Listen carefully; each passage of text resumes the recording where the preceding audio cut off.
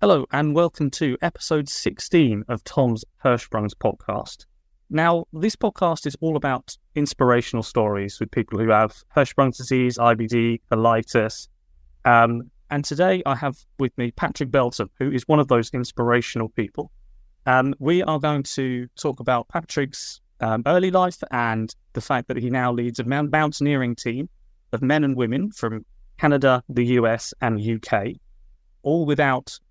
all people within that team are without a large intestine and also have ostomies. And together they climb many of the world's tallest mountains. Patrick, welcome to the podcast. Yeah. Hey, Tom. Hey, everybody.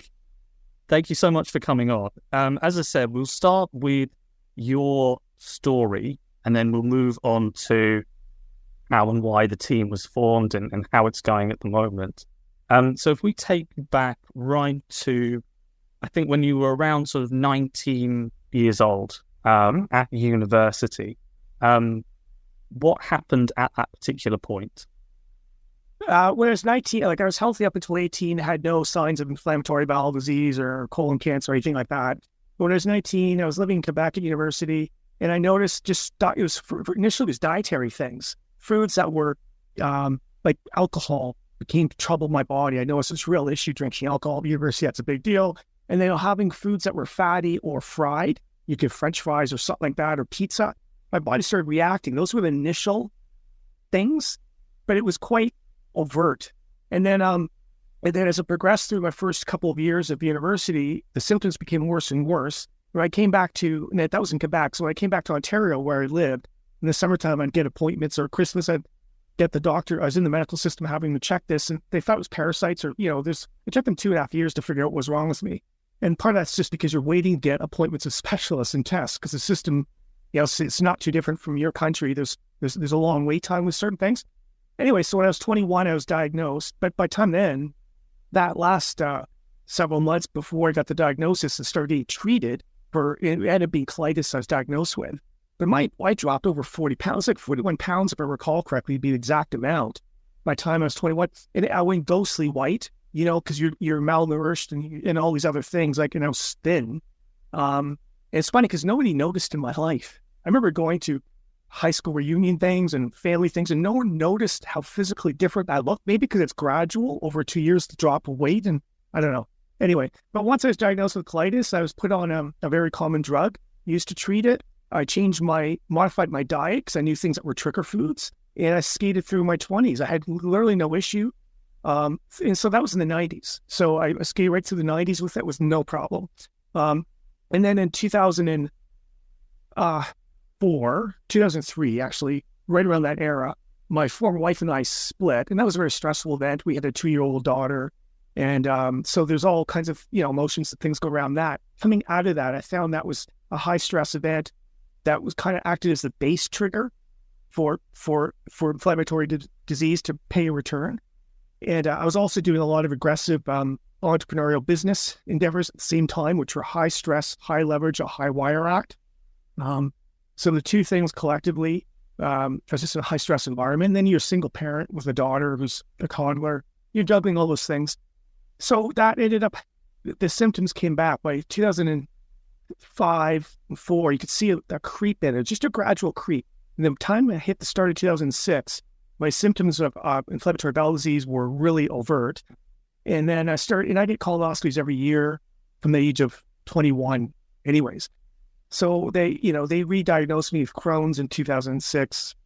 But it was incapacitating me then, where I needed so much rest. Like you go to work and then you're sleeping in the couch or bed the rest of the time. You just have nothing left. So, and that led to 2007, I got a colonoscopy at a sort of like a private clinic area in Toronto, in Canada. And he just said, however, I was awake when he was doing the colonoscopy. I only have been partially drugged me, so I could see the imagery. And he says, oh. And I knew right away. He says, you got to go to the hospital. You have to get this dealt with and have surgery.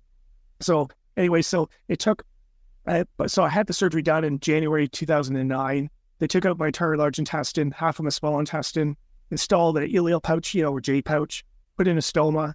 Then May 2009, 12 weeks after the first surgery, actually my birthday that year, I had it reversed. That's very soon to do a reversal. I get it, but I did a reversal, and I did it because I was going on a business trip to Europe, to Malta and Germany and Austria, and I knew I was going to be on the beach, and I didn't want to have the freaking ostomy. I mean, it was stupid and shallow. It is what it is.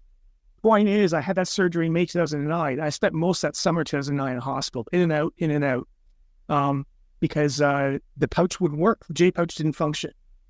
And so I was having, my first night I remember it was just over 40 bowel movements, second night 60 bowel movements in hospital. This is after the May reversal. And then after that, I was having 100 plus bowel movements, whether they're false movements or real movements, every 24 hours. And I dropped weight. That's when I dropped down like 109 pounds. Doctors couldn't figure out what's wrong with me. Imaging's not coming back anything. It's touch and go, it's a question whether I'd live or not that summer. And finally, they had to go old school in July 2009.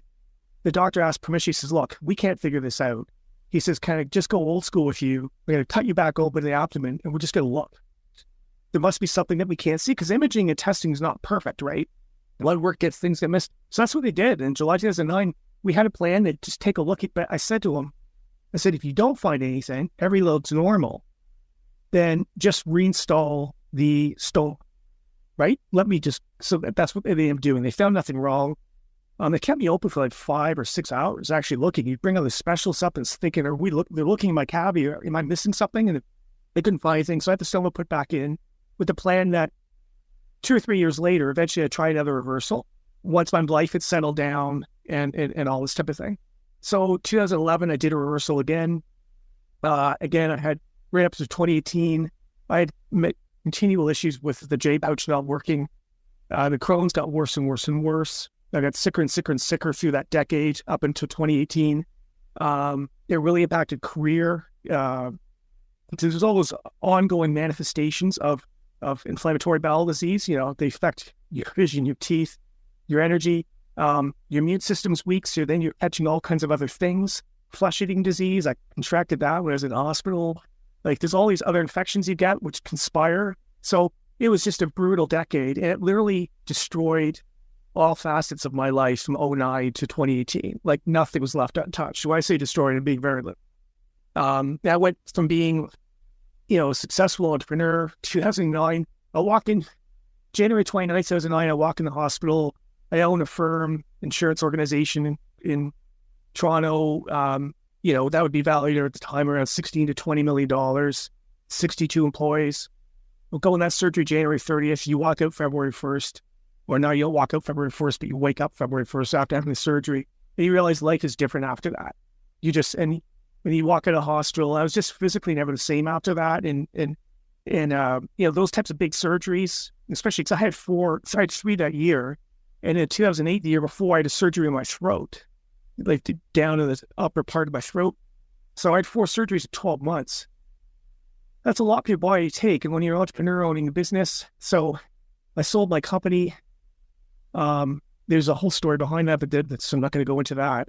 But I ended up ultimately selling it because the doctors said I was in litigation, and I had one last litigation piece to execute.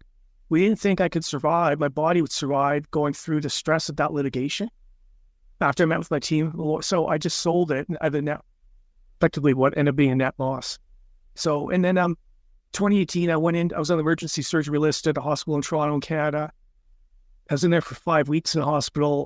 My intestines stopped working that year. Couldn't eat or drink or consume anything. Everything, as soon as you put something in, it would just come back out. So I was dropping substantial weight. That was a tough year. I had my stoma reinstalled, and all that. So I still have a J pouch sitting in me. It's inactive. I didn't have it removed then. They didn't want to do that extra surgery to remove it then because I was so weakened, my body. They didn't think I could only survive so much trauma from so much surgery at that time. So we agreed we'll defer that for some years down the road. I still have it in me today. It's just dormant.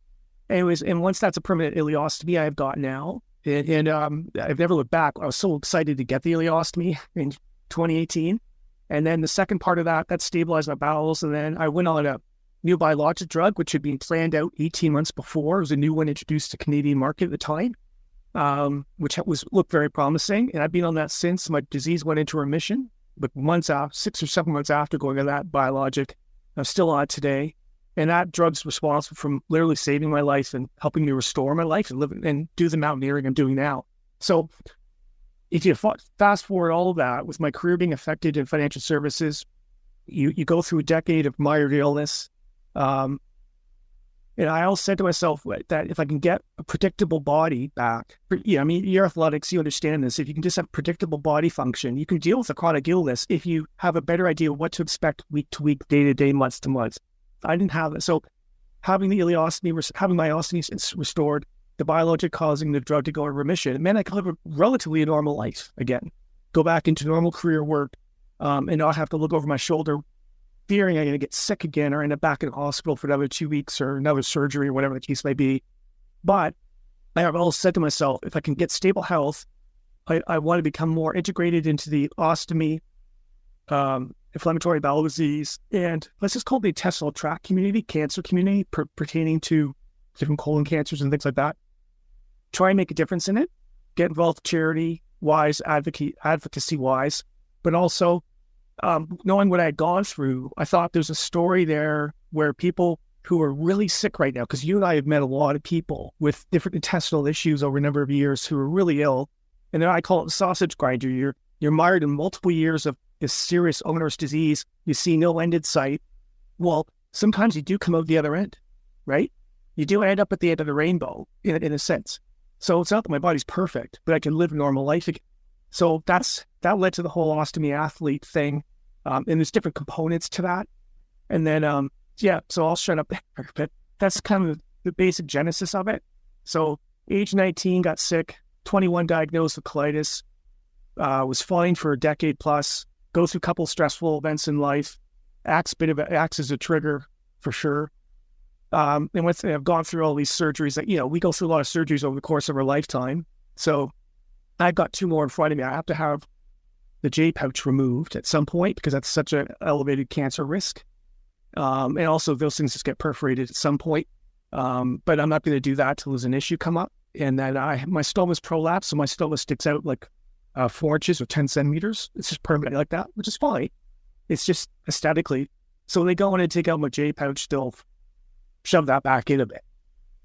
But yeah, anyway, And now I live in Alberta. I moved from central Canada to the Rocky Mountains in Alberta so I can prepare and train and be in a mountain environment all the time for the ostomy athlete, mountain climbing. Fantastic. That's an incredible story. Thank you so much for sharing. I just got a couple of things just picked up on. One thing that you said, which kind of resonated with me when I had my stoma. So I had mine from age of 9 till 23, and I'm 32 now. So I've had that sort of gone 9 years or so. But when you said that stress, and it makes absolute sense, but stress really sort of activated your stoma again, that's something that really hit with me. Because if I did exercise or something else, I had to really be sort of careful of it, or was in a sort of a stressful situation. How, you said obviously you sort of moved and to try and sort of get out of that stressful situation.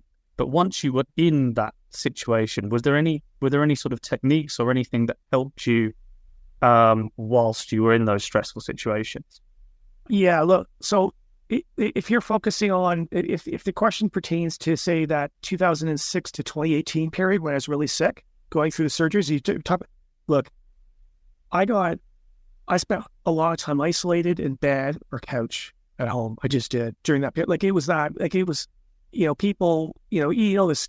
So, and once those 9 surgeries happened, you spent so much, because I couldn't, I would have to stay at home for 21, 22 hours a day to build up energy and the strength to go out for an hour or 2 hours, whether I had to go to a business meeting or, go see my daughter's track and field meet or whatever it might be. But otherwise I had to be at rest because I was so weak and I was so sick and my bowels, so in terms of the stress, I was living in a big city, Toronto, its population today around that region is around 8 million. So the greater Toronto area. So it's a metropolis. There's no escape. So in terms of your sensory environment, I had no escape from city life. And I was so sick that all my healthcare was there. So the only way I could, as I immersed myself in books, I removed my strategy was I found that if I read books or could physically get out for walks into seeing trees and some kind of nature that was close to home, that helped. B, I cut myself off from, I found that what I call electronic things, so TV, computers, phones, my body reacted negatively to those, like interacting with them. So I minimized my use of anything electronic. But look, other than that, I was screwed. I knew that I knew instinctively I had to get to a rural environment or a small living center, small town environment where I was closer to nature and immersed in nature, like real nature, right? Not urban, suburban nature. So that's what I did in 2018. After I had that surgery, and finally I had blood clots in my lungs when I had my ostomy restored 2018, my lungs ended up months later being full of blood clots. So that delayed me being able to leave Ontario. But the moment my doctor gave me clearance to hop in a plane, I moved away from middle of Canada to the Atlantic Maritime coast right on the ocean in Halifax, Nova Scotia. And I moved there because you're right on nature. There's all kinds of hiking trails nearby. So to help me recover from all these surgeries this decade plus, I had nature at my doorstep. It wasn't mountains, but I couldn't do mountains then. I was not physically capable. So I was out of Toronto right away, and I've since December 2018, I've lived in, other than about maybe 8 to 10 months when I had to return to Toronto to live, just after the pandemic, I've been living in smaller living centers right near nature. And then a year ago, I moved to the mountains here for obvious reasons, so I can prepare and train for the mountain climbing. I've got to be immersed in this all the time. And where I live in the city called Canmore is down the street from Banff and Lake Louise, which are world famous. They're like Banff is 20 kilometers from me. So it's this like 15,000 people live here. So I'm not exposed to viruses and colds and flus the same way you would be living in a larger living center, like say London, England or something like that. So it's a safer environment that way. It's calmer because I'm looking literally out the window down mountains and tall trees. You just can't see them if you're in the camera. So, in terms of the visual environment. So what I did is I took my life in an urban area, but when I was mired in the midst of illness, I was stuck living in a city. There was my treatment. My daughter's there. I couldn't get out. So, and I couldn't afford to get out anyways because my work career had been so interrupted that I didn't have enough income to even move then anyways. So, yeah, no. So when you went back to work, did you go back to the same career that you had before?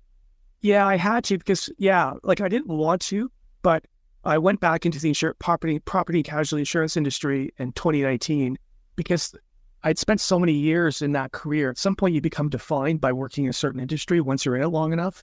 And it was the path of least resistance and the easiest way for me to get back to a normal career corporate work. So that's why I went to work on it. And also I could do consulting in that area too, because I had a lot of relationships in the industry. So I could do different consulting projects as things came up. So it just made sense. If I had my druthers, I would not choose to have done that. But you have to be practical in life at some point. So that's what I did in 2019. So it was great. I was so excited just to go back working in an office again in 2019, to be a regular bloke, going to work, getting up in the morning, seeing colleagues at work instead of being isolated in the bed at home. I mean, you're around an office of 40, 50 people. I mean, that was amazing. Yeah. So it's very underrated. Yeah. Very underrated sometimes. I think we all take that for granted, and we all kind of think, sometimes just getting up, going to work, going out for a walk, whatever. And sometimes we really do take that for granted. But if we sort of move on from that sort of 2019 era, were you always sort of involved within sports? Yeah, like I think no different than you. I was born naturally athletic. I played sports all my life, competitive sports and physical activity for fun.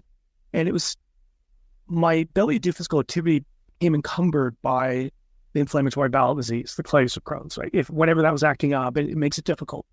So, I love biking. For several years, I couldn't bike because if I'd sit on a bike seat, it's hard. It caused me, to suddenly have diarrhea come out, that type of thing, So I remember even playing with my daughter, we'd have to, every time we try and play, just throw a ball around, she's a little kid, or throw a Frisbee or something like that. or go biking, I always had to stop it not long after we started it because my bowels were starting to explode, right? Even if you wore a diaper, the diaper can't hold it all. That means it was that bad. My bowels were that unstable. So your quality of life's tremendously impacted. So yeah, I'm a very athletic, I'm a multi-sport person growing up. Did everything from sailing, tennis, track and field, cross country, rugby, hockey, volleyball, basketball, on and on and on and on, right? Yeah, when it was organized or, just me with friends playing baseball or whatever, that type of thing. So I was so excited with my 2018 surgery restoration and that biologic drug going on because I knew I could resume. I was confident I was going to be able to resume a physical life again. So, and that the mountaineering is just the most extreme manifestation of me doing that. Yeah, I'll stop. Both because I'm not 18 anymore, and also because of what my body's gone through. Just the amount of trauma, right? It's like setting the bar as high as you could. Like if you and I were track and field athletes, you want to win a gold medal at Olympic Games, let's say, in the 800 meters. It's that, that's why I just set the goal coming out of 2018, 19. Okay, now when I kept it quiet all my life, the whole mountaineering thing, because I lived in the middle of Canada, there's no mountains. So I always had, a decade ago, I'd been looking at relocating for part of the year to Alberta or British Columbia, where the mountains are in Canada. Anyways, so it was inevitable that I ended up out here at some point. So I did live in British Columbia during the pandemic. I lived there for a year in Vancouver. So I had access to mountains every day. So I spent 3 days a week in the mountains then. It's just now this is a little bit better environment, I think, for me here. Excellent.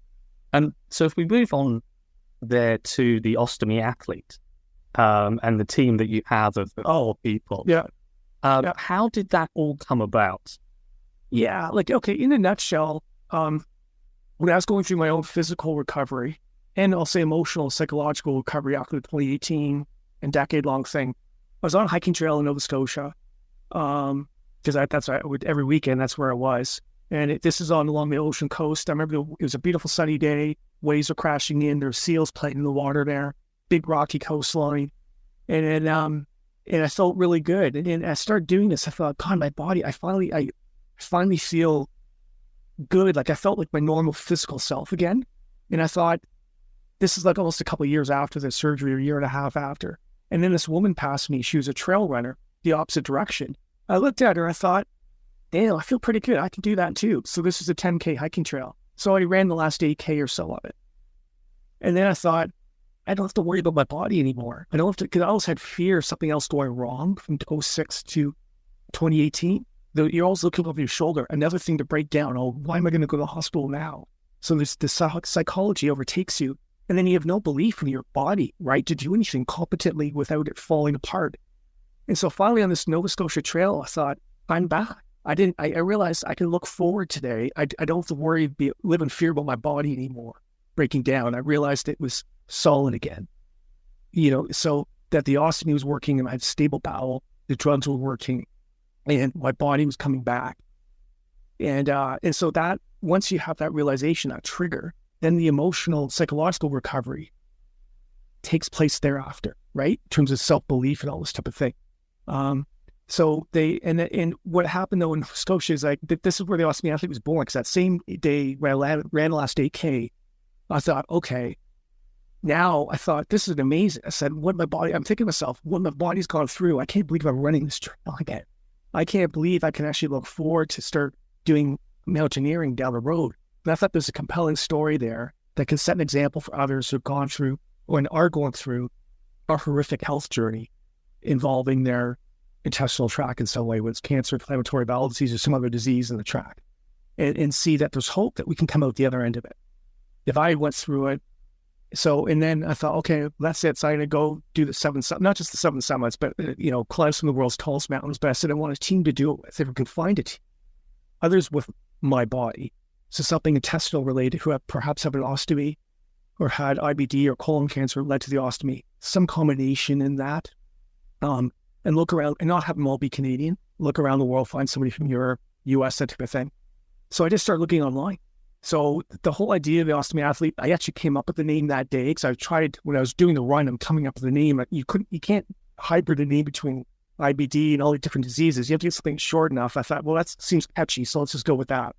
And then that's how I found online through social media, Instagram, TikTok, YouTube, just researching people. Rob Hill was easy to find, who's the Canadian British Columbia, because he's the only guy in the world with an ostomy and inflammatory bowel disease. And who's ever climbed the 7 summits, including Everest and some other big mountains around the world. He's a real mountaineerer. And that's incredible. There's no one else who's ever done that. And then I found Jessica in England, and then Charlotte in the UK and in the United States. I just saw them on Instagram. They both have images of them doing things in the outdoors and backcountry nature and, cycling, everything that. So I just contacted them and say, hey, look, we all do our own thing in the community in terms of advocacy and work within the IBD, colon cancer, ostomy community. But I said, if we can come together as, even if it's a loose team, with a coherent team, and do these mountains together, we can actually do more with messaging and advocacy. We can raise more money. We can generate a larger platform to do more while we're still doing our own thing.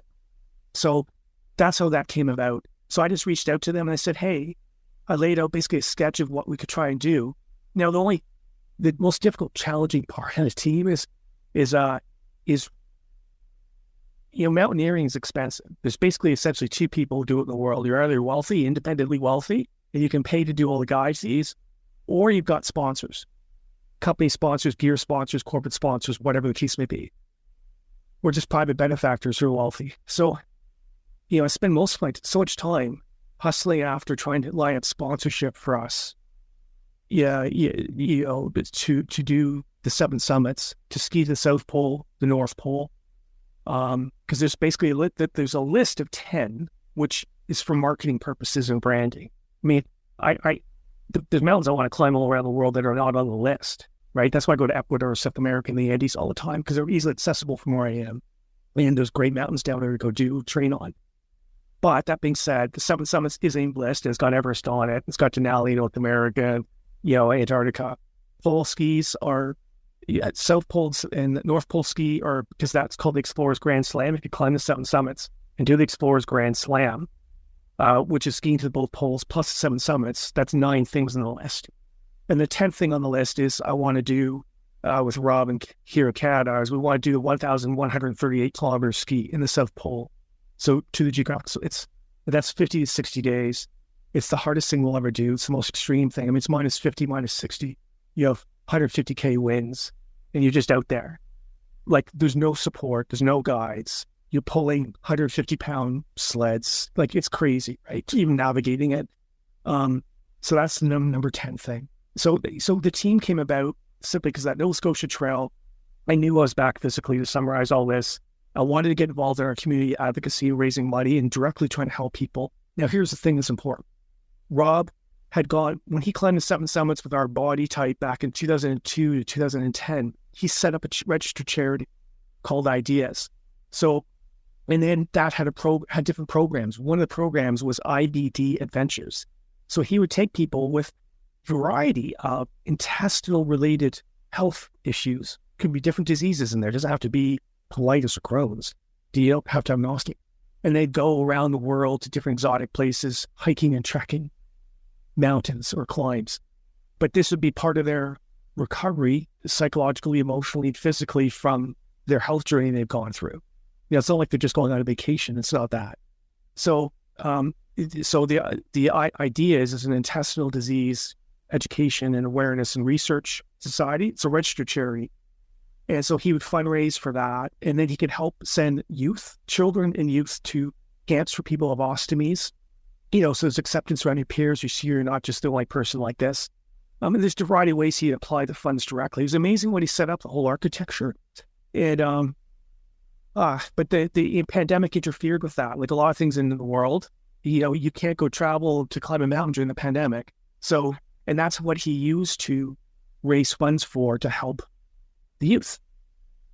You get the idea? So once I met Rob and saw this architecture, I thought, well, we can organize our charity aims together and individually. Like there's Crohn's Colitis UK, Crohn's Colitis Foundation USA, Canada's Crohn's Colitis Canada. There's the Ostomy Society Canada, the equivalent of your country. There's the UOAA in the US. So I approached all those big organizations that represent us, our different communities, let's say, but they have conventional corporate ways of how they operate and raise money. They do their walks and things like this. And there was no, I was saying, look, can we have some kind of strategic relationship or partnership with you? And you leverage what we're doing to raise more money, but we'll direct it in certain areas. They couldn't find anything that would work or where they even had an interest. So I just went back to Rob. I said, look, let's set up our own charity. But then because his went dormant because of the pandemic, but then looking at it, we said, no, I want to help reinvigorate his charity to the degree I can, because it was already operating effectively for 2 decades.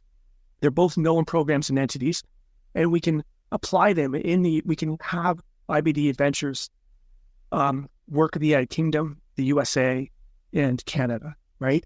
So, and then the whole teammate thing was there's other people with our body issues, obviously in Europe and other continents.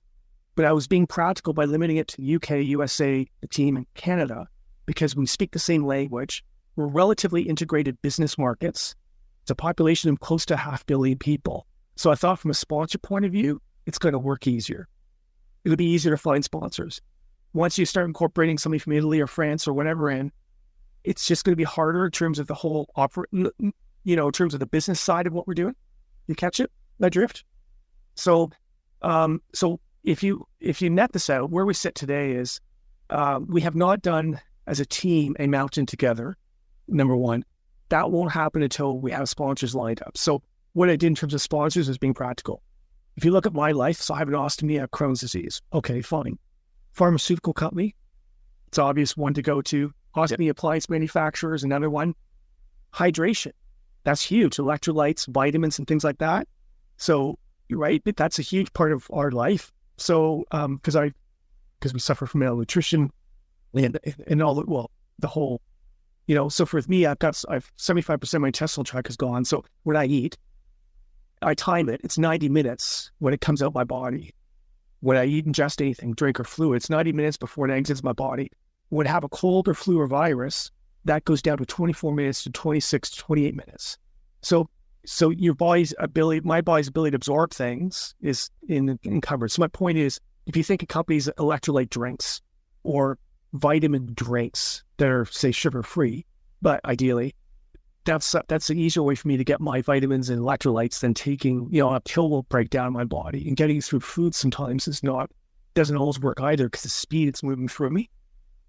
So, something to put in terms of strategic targets that our population with our body identifiers utilizes, that's where I first targeted.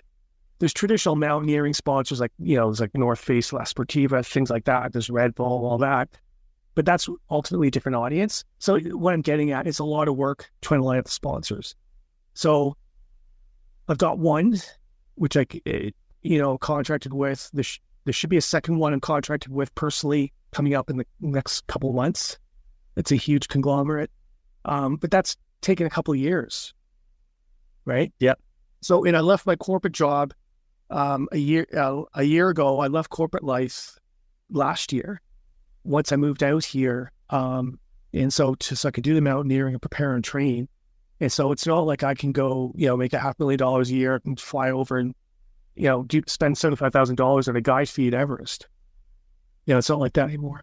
So the business side of it in terms of lining up the sponsors is a part I'm focused on now. In the meantime, I keep preparing my body out here every day.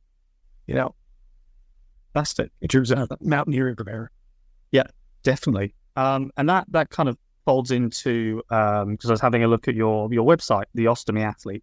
Right. And you've got your missions and your, and what you want kind of out of this. And 2 of those 4 objectives are to inspire and to educate, which is what you detailed brilliantly. And then your other 2 to raise millions of dollars, and also to partner with research and development teams. That's been tricky. Yeah, the research, what I found? Here's the thing, in Rob Hill, because Rob went through the same thing I'm trying to do now as an individual. He did that 20 years ago, literally. He started back in 2002 when he did the 7 summits, because he was doing the same approach that I try to do now. the research is a difficult one because that's basically looking at research institutes attached to either large hospitals or universities, in effect. There's some private areas too, right? But not just, this is not limited to Canada. I mean, I'd be looking at Canada, UK, USA. So I reached out to all kinds of organizations doing that, notable ones and less notable. And, can they use us in clinical trials, did this or that, or can they, is there a way that we can work together strategically, partnership? I had no idea what that would look like. No interest in discussions. He found the same thing 20 years ago. That we can't, there's no way to practically so far find willing parties in our three nations to help move research along. Doesn't mean they're using our bodies per se. It's even, do they need funds or something? There's been no willingness to engage in conversations with any of those hospital, university teams, bodies that pertain to IBD, cancer, other different types of intestinal diseases and things like that. Nothing. So Rob had this exact same experience 2 decades ago and a decade ago. So I don't see that changing. So I don't think we're going to be able to do successfully anything on the research front unless something new comes out of the blue. So I did have like a pharmaceutical firm mention to me about 3 or 4 weeks ago that there might be some opportunities there, but I'm not counting on that. It's nothing I can disclose at the moment anyway. So, and then in terms of, the Inspire thing is simple because we have our own personal journeys and stories. And the fact that we could be on the tallest mountain in Antarctica or North America or South America or Everest or, you could be at Everest or Asia or wherever it might be.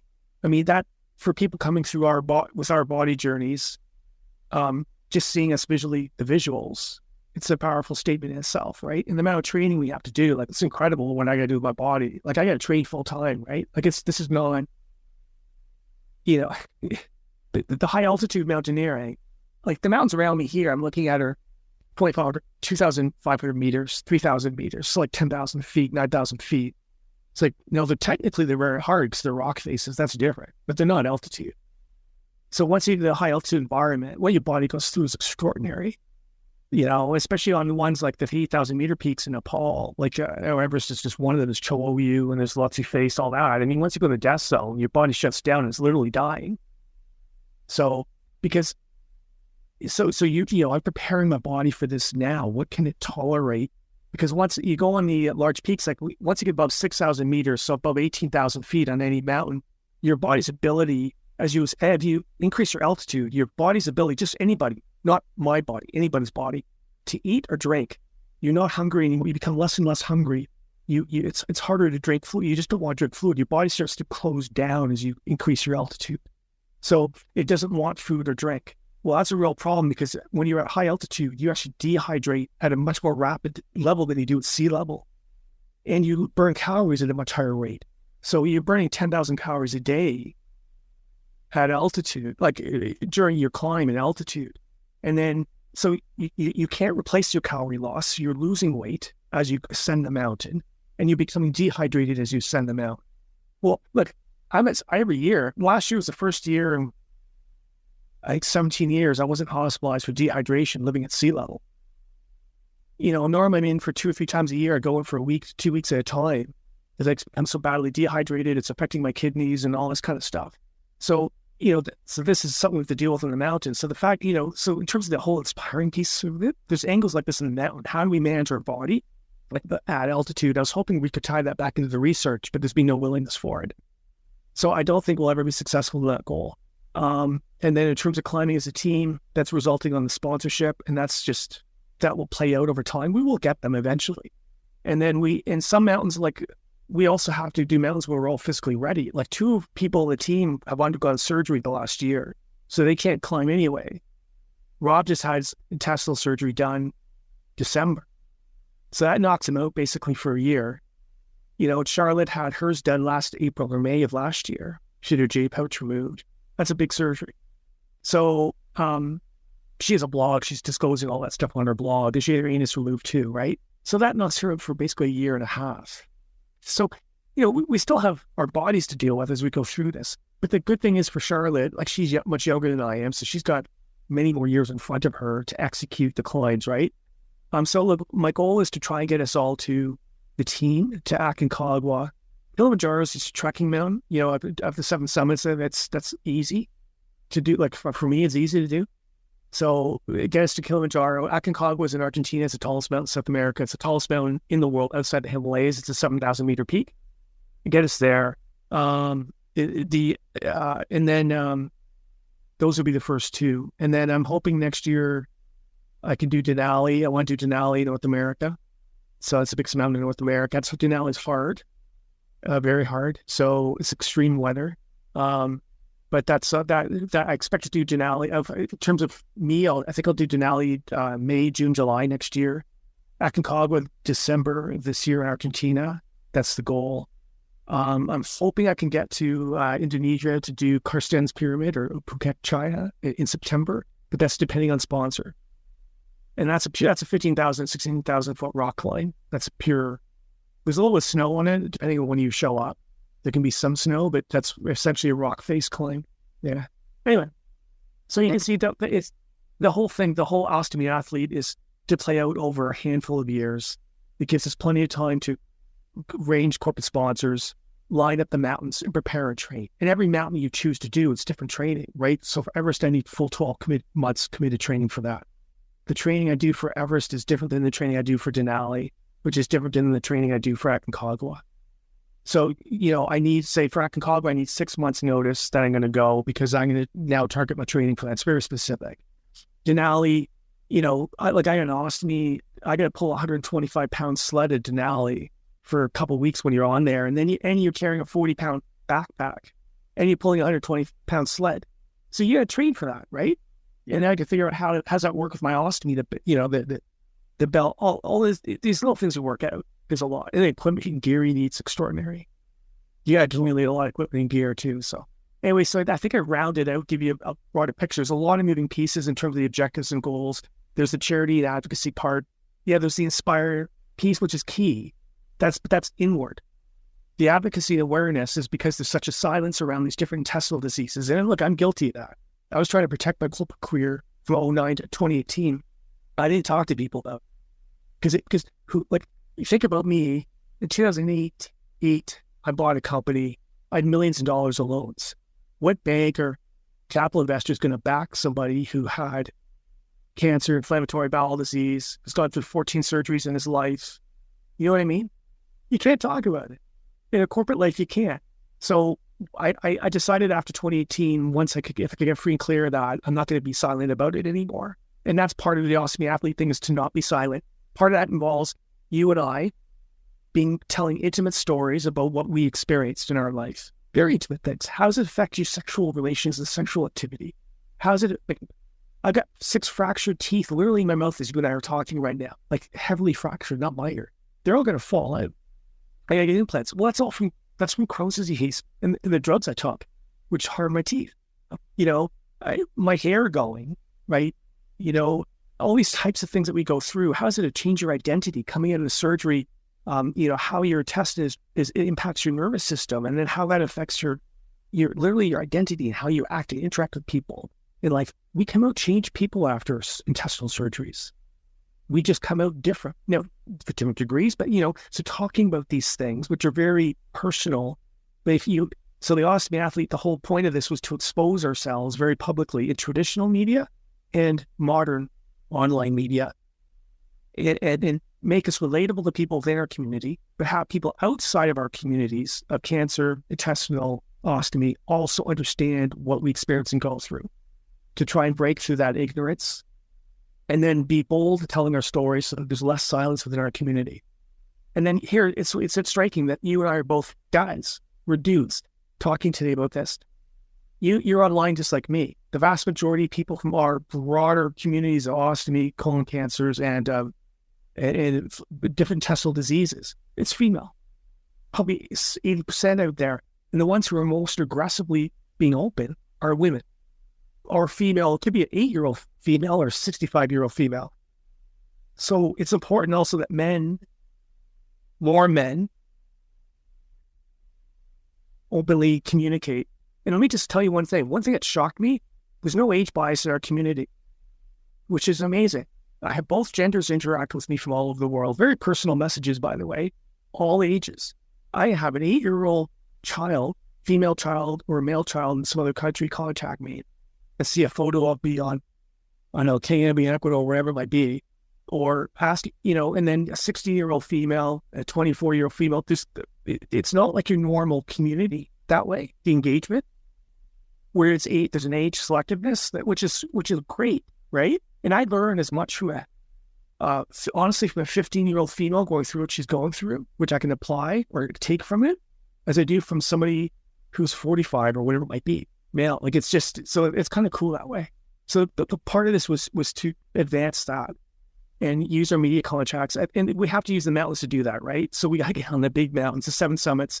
Once we're on that, we can propagate our messages a lot more easily, both within our community, outside our community. And then there's a documentary film I'm in. There's a whole that's part of the larger picture too, where we have a documentary films made of the different climbs. I'm in one now the climbs I do the next year and a half or so, those will be built into that film. So that's a Canadian project. That's not my project. It's something I was asked to be in. I think Rob will end up being in that one too. But then we'd like to create our own films of some of the bigger climbs, say Antarctica or Everest, right? So anyway, so there's a lot of moving pieces. Yeah, no, I think you're absolutely right, and especially I'll take you back slightly to the community, and I think you're absolutely right when you say a lot of people do hide what they have, which is why I have all the respect in the world for anybody who publicly says what they have and is absolutely fine with it. And all the guests I've had, I have all the respect in the world for them, because they've come out, they've said, right, I have this, but I'm thriving because of it. And that's sort of why I wanted to set up the podcast as well, is to speak to people like yourself and the people I interview to say, look, okay, yeah, I had this, I didn't choose to have it, but I'm thriving as well with this. And that's really the message I want to get across. And I think we're very much on the same wavelength there. Yeah. The film you just mentioned, is it out already or is it coming out? No, they haven't started filming. The only thing they've done is create a sizzle reel, which is basically like a promotion reel for it. It's called Above the Clouds. The filmmakers in Canada and Toronto. So they haven't. There's other individuals who are in it. I'm not the only one. So future climbs that I do or that they do will build the film. So they haven't started filming. They filled just the promo pieces of. They flew here for a couple of days and did things like that to create the sizzle reel. But I wouldn't expect that project to start getting off until autumn this year for them. And really what that is, I mean, that's me being on a mountain wherever I am and you're filming it, both footage I take, right? And then also having a camera person there too. So that'll where we are now, we're already in April, so that'll be really a 2025 thing. And that takes about 18 months anyways, right? You have to accumulate the material because the stories are being written in the mountains and the lead up to the mountains and the aftermath. And then, so that's exciting though. I mean, that's an opportunity where in that film won't be just about I call it the sex and candy of being on some epically big mountain and dangerous situations, which is the sex and candy. But it's an opportunity to talk about all the things you and I are talking about today, all around the subject matter and expose that. And it's just a different vehicle. It's a different method of doing it. But things will come out of that too. So we'll see. Look, there's a lot, you can see there's a lot of different moving pieces. It's ambitious. At the end of the day, you could dial it all back. Advocacy, awareness, inspire people. The charity stuff's important because we want to directly impact individual lives.